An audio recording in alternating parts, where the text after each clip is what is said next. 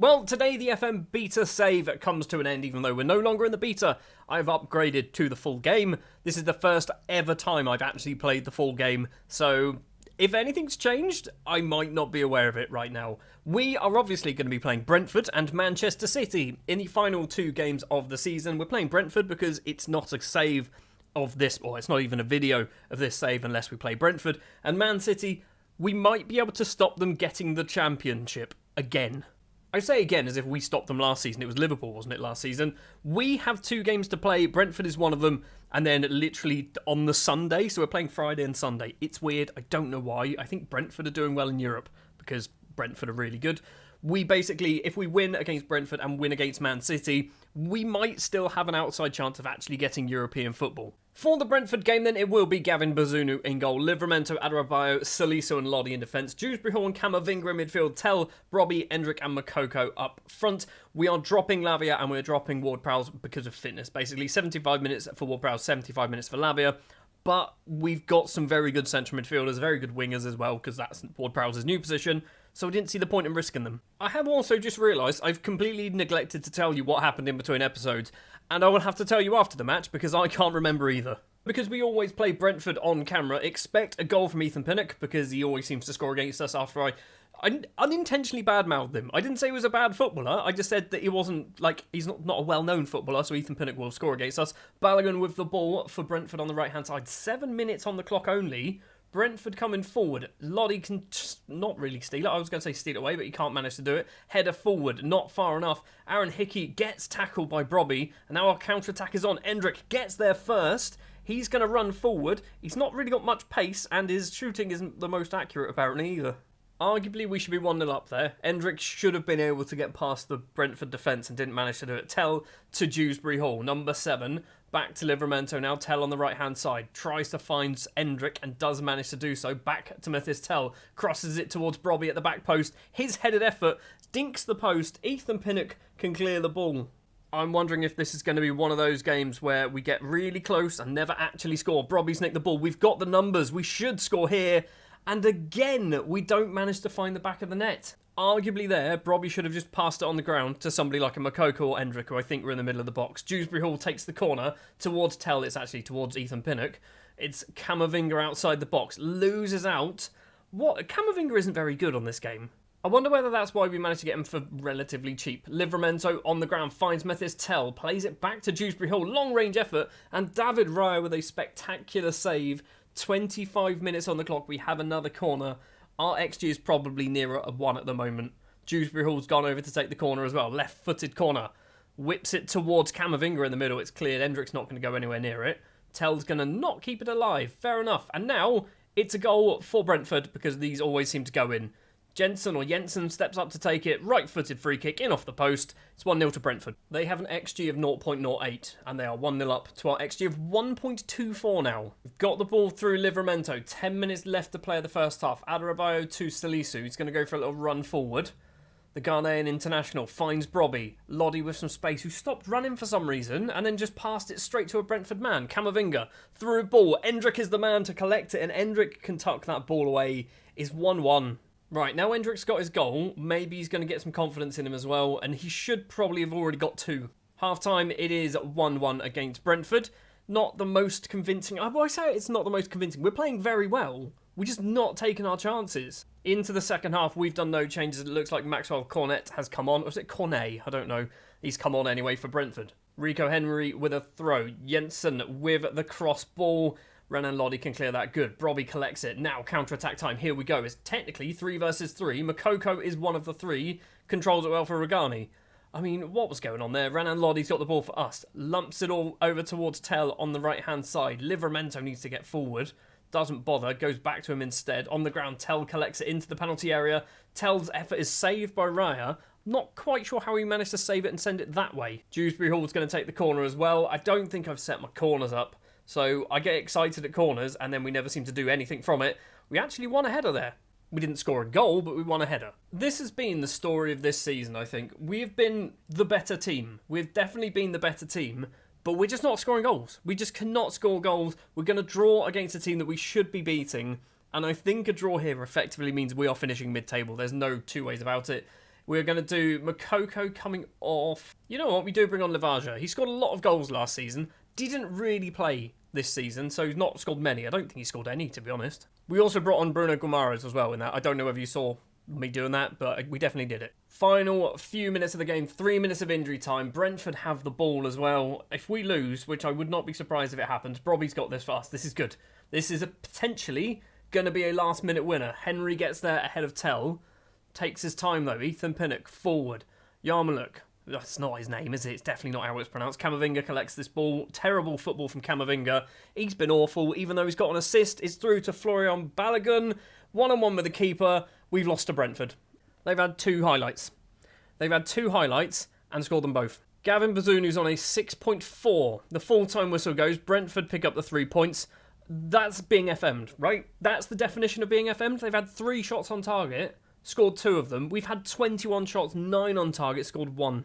So with that then, with 1 game left to play, the maximum amount of points we can get is 58, which means in theory we can finish 9th. Realistically, we're not going to beat Man City, so we're probably finishing 11th, aren't we? Which, now that I look at the league table, is ahead of Spurs and Man United. So, you know, it's actually not a bad season. And Wolves have qualified for the Champions League. Brentford obviously moved up to 7th place. Hold on, are Wolves like really good all of a sudden? No, not really. They finished 12th last season. The season before that, they finished 8th. So, and we obviously nearly got Champions League in the first season. It's all over the place, isn't it? It's all over the place. Brentford are really good at football as well.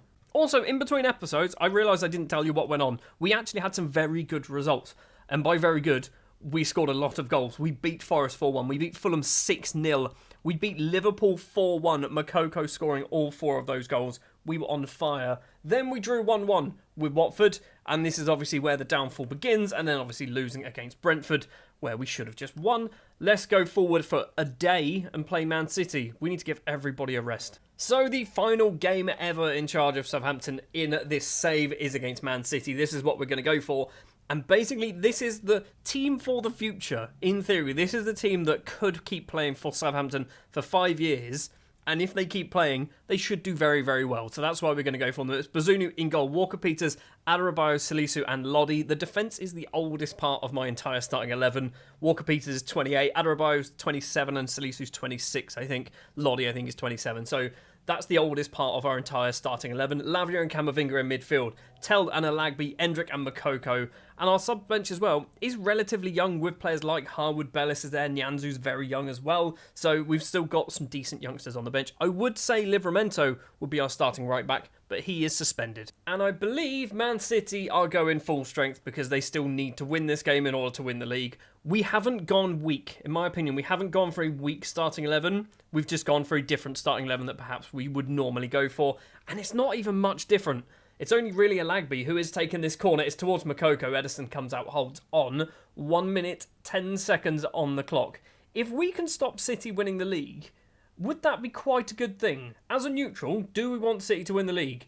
Apparently, I assume that's Adarabioyo, wants Haaland to score some goals. Foden collects it on the left-hand side, plays it on the ground. Outside the area is Bernardo Silva, takes some touches, goes for goal, hits it well over the bar. So right now, City are winning the league. A draw is probably enough for them to win the league because the goal difference is so drastically different between them and Liverpool. But a defeat and a win for Liverpool will definitely hand the title over to the red side of Liverpool. We've got a goal kick through Bazunu, Salisu to Renan Lodi on that left-hand side. He's going to go for a run. Plays it forward. Carl Walker just nicks that straight away. Alagby wasn't paying attention. Lodi's pass was awful, wasn't it? Ruben Diaz back to Edison. Closing him down, but we don't get him anywhere near him. Adarabioyo heads forward. Walker-Peters controls. That's good. Tell on the right-hand side. Forward. Finds Endrick. Runs towards goal. Makoko's there. You should have passed to Makoko. Corner for City. Nearly half an hour played. Get it clear. Salisu just heads it upwards, really. It's fallen for Carl Walker, and he goes over the bar from outside the area. Still 0-0. City have had 1 shot on target, and so have we. And technically ours was better. Or our XG is better at the very least. We're getting our shots away. It's another game where already we are nearly at 1 XG, and we haven't got a goal yet. Foden with a free kick. We've got 1 minute and 10 seconds of injury time. That is all there is to play. Rodrigo to Grealish on the left-hand side. Chests it down. Back to Silva. Edge of the penalty area. He's crossed it to Kulusevski. Closed down well. Foden's going to get there. Bazunu can easily hold on to that. That wasn't a highlight. There wasn't a highlight there. That headed effort was not good enough for me to be deemed a highlight, so something else is going to go on. Bazunu just kicks it for absolute miles. Get there first. We do. Alagby is the man to do it. He's got it. On the left-hand side is Lodi. Loads of space to run into if we want to use him. Lodi's going for a run. Stops. Finds Camavinga. Doesn't find Camavinga. He is awful. Camavinga is awful at ball control. Is his ball control in negative numbers? He's that bad. Grealish collects it. Right-hand side is Kulusevski. Runs towards goal. On the ground to Haaland. And Erling Haaland puts the ball in the back of the net. We're going to get VAR, but the goal is going to count because the linesman hasn't raised his flag.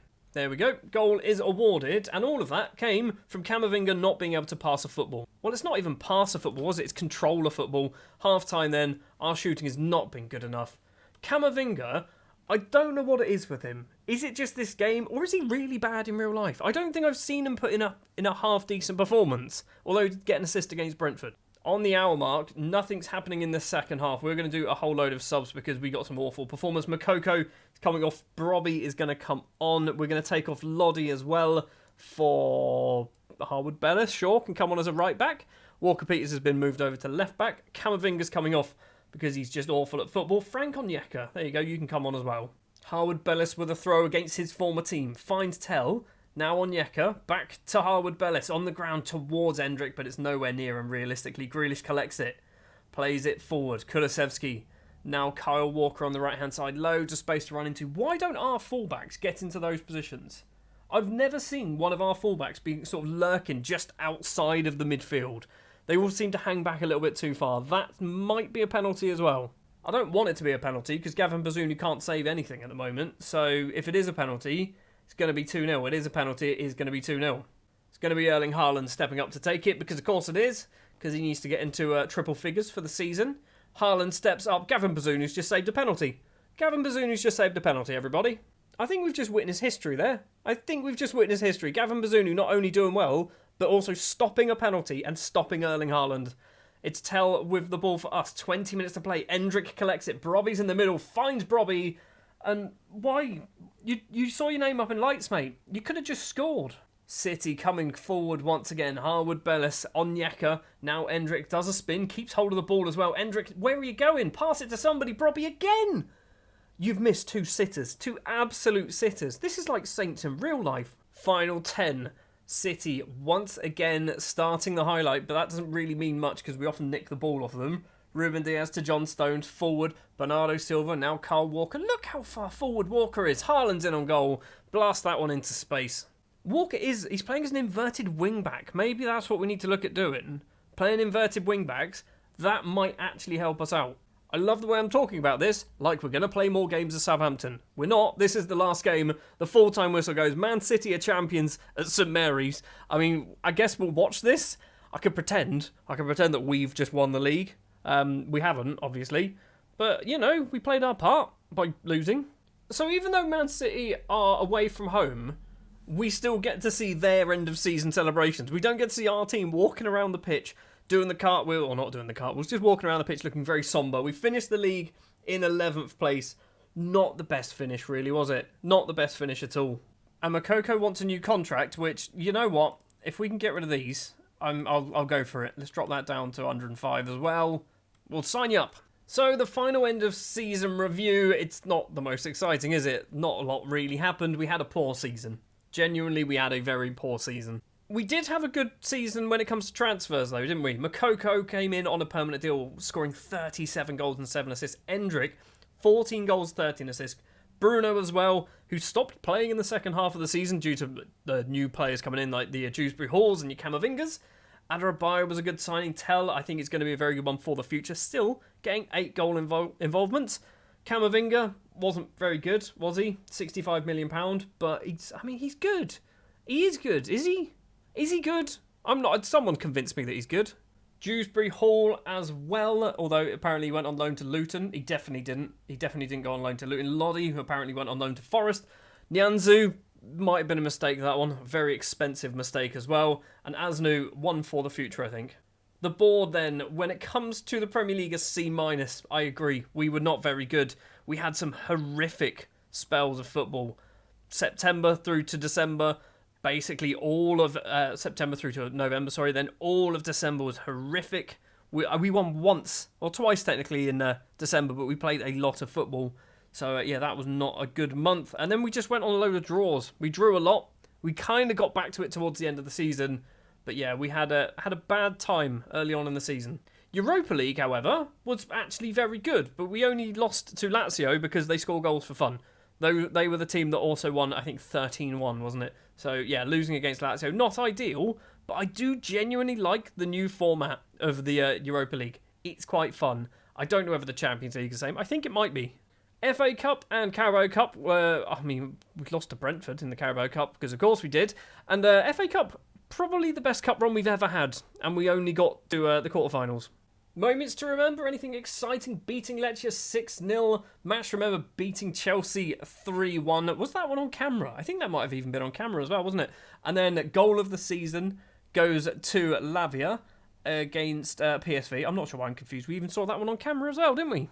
A whole bunch of finances for you. I'll give you a hint. It's not good. It's definitely not looking good. We are about 70 or 80 million in the red at the moment. Maybe in the summer that might fix itself just a little bit.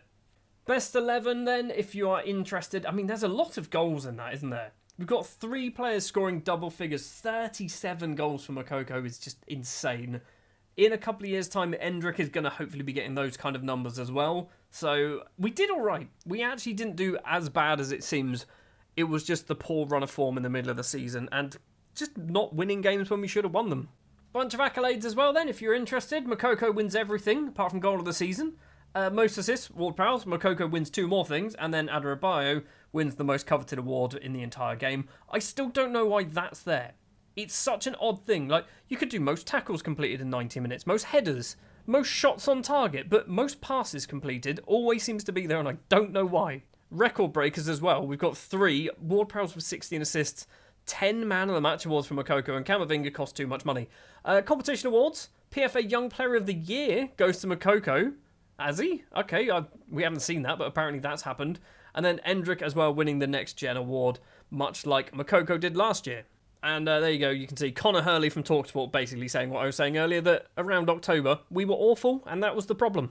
The final time we get to see the dynamic timeline then. So, has it changed? Because obviously this is now the full game. So we are hired, we sell Walcott, which is still weird to me. Namdi Collins, who's been sent out on loan for a few seasons. Signed Rafa Marin, who's out on loan at the moment. Signed Kasunu. Lavia he got nominated for the next gen. I thought he won it then.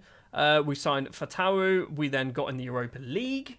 Spent money on Brobby. Signed Omlin and then sold him later on. We signed Dujon Sterling. What else did we do? Harwood Bellis for £3 million. Antonio Blanco on a free transfer. Wana, one for the future. Investing in potential for Wana again. Twice, apparently. One for the future as well. And Antonio Blanco again. Investing in potential for Moukoko. £25 million. More like 55, but we'll say it was 25. Moukoko wins next gen. Record sales, selling £71 million. Record transfers, £48 million for Moukoko. There's a lot actually gone on. Tommy Setford, century of matches. We signed Joe Bellingham, who went out on loan. We then spent £129 million in his time as Southampton manager. That's not one transfer window. That's in... Yeah, that's before we spent the big money. Because then we spent 205 million in my time. So we spent like 70 million, 80 million in that transfer window alone. And most of that was on Camavinga. We signed a lot of people, didn't we? Signed a lot of people. And then it ends on best of the best, which is Moukoko winning the PFA Young Player of the Year award, which we haven't seen yet, but let's assume that it's happened. So the board aren't pleased. They'll be happy to hear, though, that that's me done. I'm out. From this season onwards. You can get somebody else in. You can get Nathan Jones from Luton if he's still there. And see if he does any better than I do. I have just blindly accepted as well the club vision. We're failing a fair amount of it. Develop players, disappointed. You haven't had any good ones come in. I'm playing players like a Lagby. That's from our youth intake. Most of the set pieces, no, that's not a thing. We don't do that anymore. I'm signing players for the future. Reserving judgment. Have you not seen players like Endrick and Moukoko? They're literally good enough to play for us now. So that is going to do it then for the Southampton beta save, which kind of tippled slightly into the full release. We are not fully complete, though, with this save. We're going to do one more video where I'm going to holiday 5 years into the future to May 2030, I guess, and see what has happened to my Southampton team. Because obviously we bought a lot of players with huge amounts of potential. I imagine Southampton will just sell them all, but hypothetically, if they don't, I could see them challenging for the Premier League in 2-3 seasons' time if players like Makoko and Endrick and even players like Bazunu, if they stay at the club and start performing better than what they were doing playing for me, then yeah, Southampton could be a very good Premier League side. Or they could sell them all and just basically recoup all the money that they've lost because they have minus £30 million in the bank. Thank you very much for watching this episode and watching the Southampton beta save. If you did enjoy, do please remember to leave a like. Subscribe to the channel if you are new. Next up on the channel, we have a Juventus save going on, which is going to go on for about 2 seasons. It's going to come out most weekends. That's kind of the plan for that one. I'm also planning to do an England in the World Cup with a little bit of a twist. And we have Building a Nation with Azerbaijan coming soon as well, once I basically have time to sort out the databases. I also have plenty of other saves planned. I don't know whether they're going to happen yet, but stick around. Hopefully they do, because some of them should be quite interesting and quite fun. Like I said, thank you very much for watching. Stick around on the channel for more Football Manager, and I'll see you in the next one.